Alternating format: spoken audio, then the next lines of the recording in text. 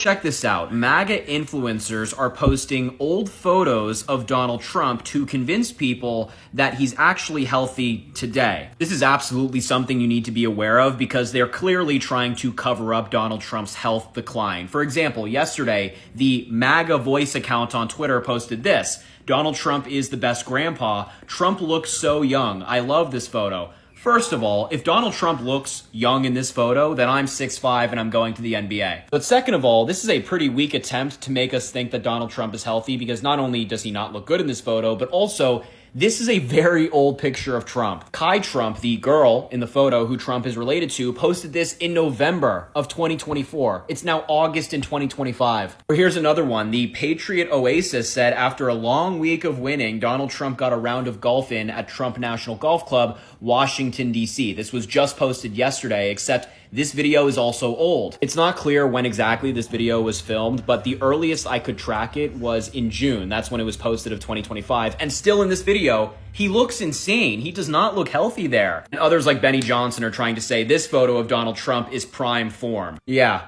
prime form. For sure. Looks like he could start as a linebacker in the NFL. Totally. So just be aware, because right now MAGA is trying to convince people that Donald Trump is 100% healthy, when I think any rational person knows that's not the case. You know, it's too bad that with the Trump administration, there's so much criminality, corruption, tragedy, drama, trauma, because there's an amazing amount of incredible comedy.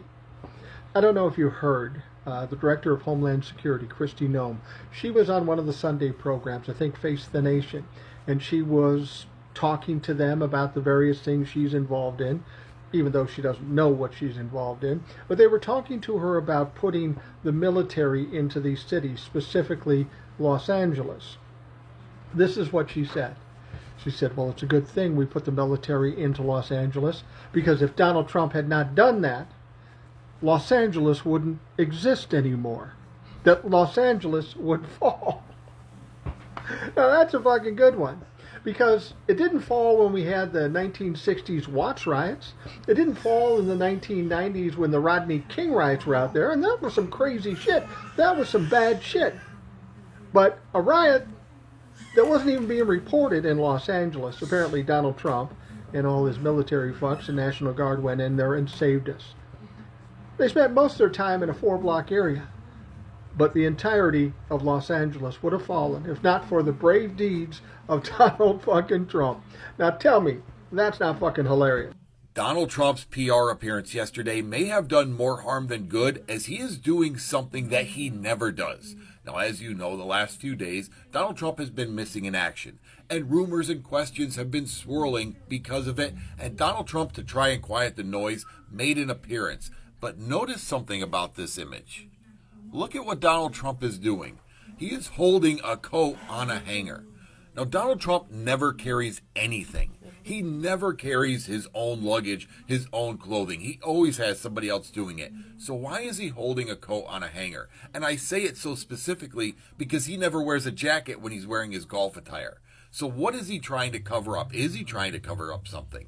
That is the new question, because that behavior right there is not what Donald Trump does. And even though he made that brief walk so people could see him, he still is missing in action. This is a man that loves the camera. This is a man that loves the attention. And now he all of a sudden is having a change of heart. This has done more damage than good. Donald Trump at one point waxing poetic about burning fossil fuels and pumping carcinogens into the atmosphere. Trump attacking wind. Trump attacking solar panels, but saying coal and gas are really, really great. So we have a big advantage in that way. We have more oil and gas and coal and energy than any other country in the world by far. No, for whatever reason, God was very good to us. He gave us the greatest. We didn't use it. We started to use wind. Wind doesn't work. They started to use solar panels that took over the land all over the Midwest, where the farmers said, what happened to my land? They'd have a 10-mile by 10-mile solar field that they couldn't farm. What is he talking about? The most valuable farming land in the world, probably the most vibrant in the world. And they put solar plants all over the place. It's ridiculous. A big, massive black fields of solar that all comes out of China. All plastic, all comes out of China. But we have the greatest amount of energy in the world, and we're dealing with South Korea, as you know, in Alaska, and we're going to be making a deal, a joint venture with South Korea. Japan is involved also, very strongly involved. So we have Japan and South Korea. And so Donald Trump's color has not been modified in this video that you are seeing. That is genuinely the orange hue that he chose for yesterday. And as you can hear, the South Korean interpreter struggling to parse the syntax of the nonsense that Donald Trump is spitting out of his mouth.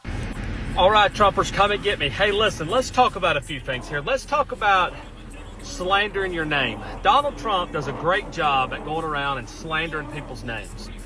I don't care if it's a Democrat, I don't care if it's a Republican. When Donald Trump doesn't like you, he's going to slander your name, run you through the coals. And I'm pretty sure some of you guys have had this happen in your personal lives too. I know I have. I've had some situations to where things have happened in my life and everybody only hears one part of the story, not both. And they're so incompetent and they're so uneducated, they can't seem to understand that there's two sides of the story. And I'm pretty sure you guys have dealt with that too. So the best way that I have found out for people that are in the political realm that Donald Trump slanders their name, or whether you're in a situation where someone is talking shit about you, family members, co-workers, who the hell ever, there's one thing you can say: fuck them. Because it shows that they're uneducated, it shows that they like drama, it shows that they like living in a soap opera's life, and it shows that they've got nothing else better to do but to let you live rent-free in their head. And guess what you get to do? You get to get up every fucking day and you get to go to the gym, you get to go to work, you get to build your wealth, you get to go live your life like you live rent-free in their head. So my advice to you, and especially anybody in the political realm that deals with Donald Trump, let them fucking think about whatever they want to think about you. Let them talk about you, let them say whatever. Again, they're incompetent and they're uneducated because they can't figure out that there's two sides of every story. Magas, thanks for fucking us. Trump is doing a dramatic buildup of our military presence in the South Caribbean outside of Venezuela. Now, this might sound familiar because back in 2017, Trump had floated the idea of going in and invading Venezuela. And at that time, cooler heads were in charge. General McMaster convinced Trump not to move forward with any part of this plan, that it was a bad idea, and other South American leaders were very upset that he even floated this idea. Now, fast forward to today, we don't have those people in charge to pump the brakes on an idea that could be very, very bad. Pete Hegseth has the Pentagon coming up with different plans for Trump to review and execute should he wish. We have no idea what these plans are. The mission that the military has there right now has not been disclosed. There are currently 7 warships stationed there now, along with a nuclear-powered fast attack submarine. This is a massive ramp-up of military presence there, and Trump is citing the drug cartels as the reason for doing this. He wants to stop the flow of drugs into the United States, and he's blaming Venezuela for harboring these cartels and flowing the drugs into our country. In response, Maduro has sent 15,000 of his troops to his western border to combat the drug cartels and trafficking. But he has also called for civil defense groups to train each Friday and Saturday, just in case the U.S. decides to go in. Venezuela has filed a complaint with the UN Secretary General saying this U.S. buildup there is a violation of the UN Charter. If Trump decides to go into Venezuela, either with airstrikes or ground troops, this is an extraordinary move, and we have no idea what the outcome of this would be. So we'll see what happens. This is a developing story, guys, so keep checking back for updates. More to come. Let me know what you think about this. Will Trump go in, or is this just posturing? Comment, like, share, spread the word, follow, subscribe, and I'll see you back here for the 411. Hello there, me darling. This here be We Told You So, episode 147. I just figured I'd do that. So as Cankle's McTaco Tits threatens to send troops into Chicago, the governor of Illinois and the mayor of Chicago have pushed back. The mayor not only signed an order saying that they would resist such a measure, but he also reminded the federal government that all authority figures must have a badge, and there's a ban on masks. Because remember, we know Republicans hate masks, right? Illinois Governor J.B. Pritzker, who has been fantastic lately, said that Trump is continuing to manufacture a crisis and abuse his power in order to distract people away from the fact that he's destroying American families. And he's absolutely right. Meanwhile, the media has reported a lot on J.B. Pritzker's recent weight loss, saying that he might be running for president in 2028, which I would firmly be behind. Meanwhile, as Taco continues to pretend that his approval rating is in the 60s and the 70s, when it's actually in the 30s, Republican congresspeople continue to get heckled and screamed at by their own constituents in their states. And they're all dropping like flies out of disgrace. Joni Ernst recently said that she was not going to seek re-election. You'll remember her as the person in May who, when her constituents were complaining that the Republicans were trying to take away Medicaid, she said, "Oh, we all have to die of something." Shocking that the Republicans are tone deaf. And remember how Taco made that big claim a few weeks ago that he was going to do away with mail-in voting? Something most of our military uses? Something Trump himself uses? He thinks that this will hurt Democrats because a lot of Democrats vote via absentee ballot. But the thing is, in 2024, 14 of the states that saw a massive increase in absentee ballot usage, Trump won 7 of those states. So it's going to hurt his own voters, whether or not he cares about contests anymore. But the entire reason he's claiming that he's doing this is because Putin told him that our elections were rigged because of mail-in voting. When not only do many other countries around the world use mail-in voting, but also this is coming from a notorious dictator who rigs his own elections so that he has like 95% of the popular vote.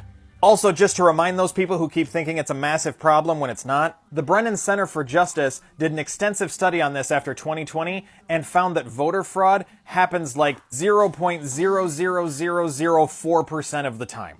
That actually statistically comes out to fewer than 1 case in any single district.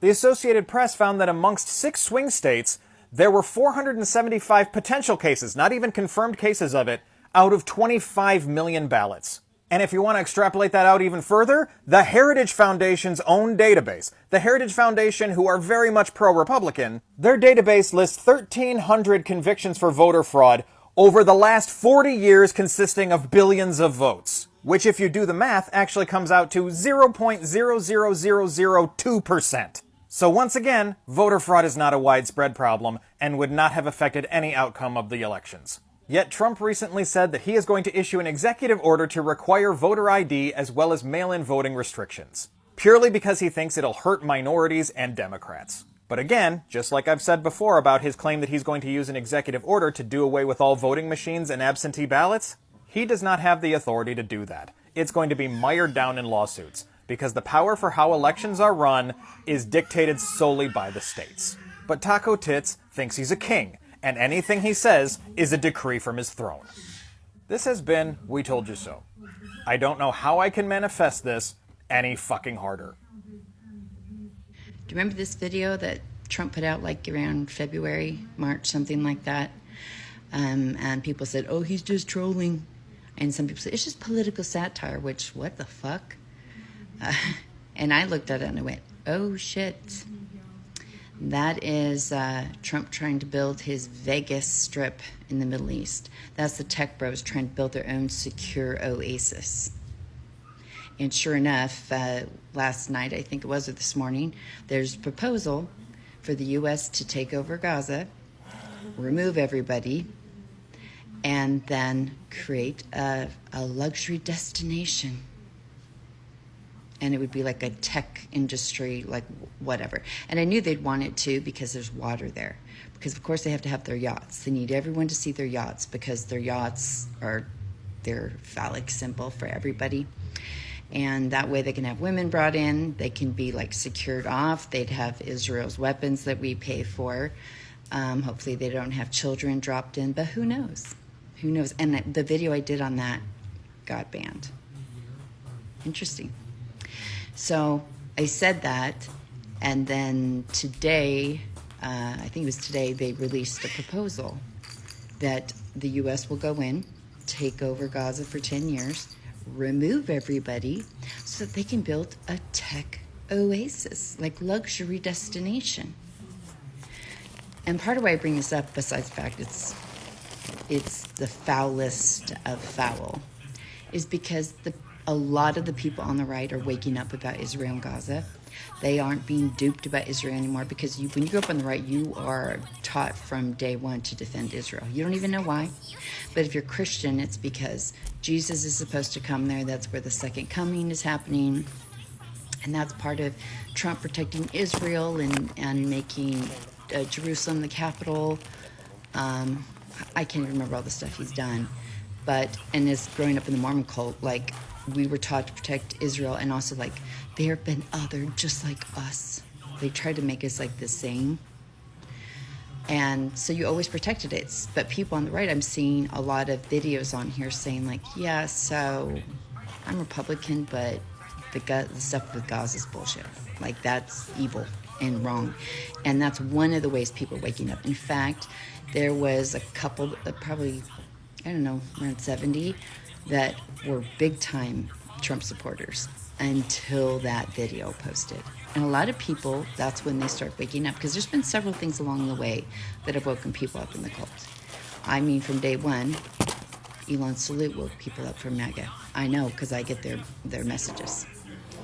And so I think this is just very important, because when you have conversations with the people on the right about this, which, if you were truly part of the resistance, you'll do that, because that's the hardest work there is. But it's the most important, because we do need people waking up to what's going on. And it's one thing to wake up to Trump and be like, break away from that part of the cult, but they'll still vote that way because they're afraid of Democrats. In the comments, see, I watch a lot of Nick Fuentes because I think he's very interesting, and I think he's on to part of a movement, and he has a lot of good points, but he's a racist, so we've got a problem there. But he has a lot of the same beliefs that we do on the left. And he doesn't want to vote Republican, and he tells people not to vote Republican. The problem is they don't feel like they have a choice. So people in the comments say, I don't want to vote for him, but I can't vote for Democrats because they want us dead. They want to hurt us. They hate us. I'm scared of them. And they're taught that, but then our rhetoric and the way we deal with them reinforces it, and we have gone about it wrong the entire time. Because you can't break propaganda through fact-checking. You break it through connection. You break it through introducing them into another worldview. So they either get hurt by the leader, which happened with the Epstein files when he was calling them names. That was a big chunk broke away from him. That doesn't mean they've broken away from the way that they vote. That part we have to help on, and we can make a huge impact with that. When I got my mom out, I was determined that she vote blue because I wanted to be able to have conversations with her. I wanted her to be able to have a clear conscience before she died. So I stayed on that. And now she's a progressive, I'd say. She's relearning history, she studies, she realizes she didn't know anything. And I grew up in the Mormon cult. I didn't know anything either. I just felt very strongly about my beliefs that everyone told me to believe. And I had no one outside me to correct that thinking. I just got constant reinforcement. I didn't know anything that was really going on, but I felt strongly. That's what that's like. And they just think of us like stranger danger. And every time we scream at them, yell at them, make fun of them, and assume that they know that we know and are just intentionally being assholes, we reinforce the danger part. And that's how we've gotten here. And we are creating a vicious cycle. And it is time that we be responsible for that, because we've gotten very bad guidance on how to deal with that. And we get mad that they come from this with their feelings, but we do the same thing. To break through to cults, you have to introduce them to a different worldview, and you have to connect to them, because people want to feel seen, they want to feel heard. That is what Donald Trump provides. That's what cult leaders provide. They make people feel seen, and they make them feel safe. We make the people on the right feel scared because of the way that we talk to them online. And we forget that they're actually regular human beings that are just entirely misinformed, and they live in a completely different world than we do. The good news is you have Trump doing things like making videos like that make them feel uncomfortable. And as Christians are looking at that going, you're going to mow down those kids for a luxury destination. That's why the language in there is so important. Luxury destination. How fucked up is that? But a lot of them are seeing that. They see that he's in there with the tech bros and the billionaires. They don't like Peter Thiel. They hate JD Vance. Like, we have such a huge opportunity here, and we need to use it. And when they say things like luxury destination, we should be all over that. Because the other part of how people get out of cults is meeting the enemy, and the enemy not being anything like what they told that they were. That's a huge part of how I got out of the Mormon cult. The LGBTQ community showed me empathy and kindness I had never experienced in my entire life. Nothing that the cult could provide me. And it broke apart my programming. And if you talk to anyone that's gotten out of cults, a lot of times that's how it happens. That, or they move away and they go to school. And they're around other people with different points of view who don't shut them down, who don't embarrass them, who don't shame them. There's no one that's left a cult that goes, you know what you should do? You should shame and attack all of them. It'll make them stay there. It'll just make them stay in limbo. Because they don't know where to go, because they are terrified of us. And it makes me really sad when I see that in the comments. So again, the reason I bring this up is because the language of luxury destination is a huge opportunity for people to talk about this and say, I'm just really concerned. That sounds really sick to like hurt those kids, move them out for the tech bros. They have the whole world. Why do they need that? Like, bring that up. And if you can talk to these people, please do. I understand if they're abusive to you, that's one thing. But like, I've had to swallow my pride. I've had to put out my connections to family that like I blocked because I couldn't handle it, partially because I was afraid I would hurt them. But I've had to do that. I can't get on here and practice what I don't preach. So I'm in the process of reconnecting to everybody that's voted this way, and I'm seeing that there's been huge shifts. So we got to do better.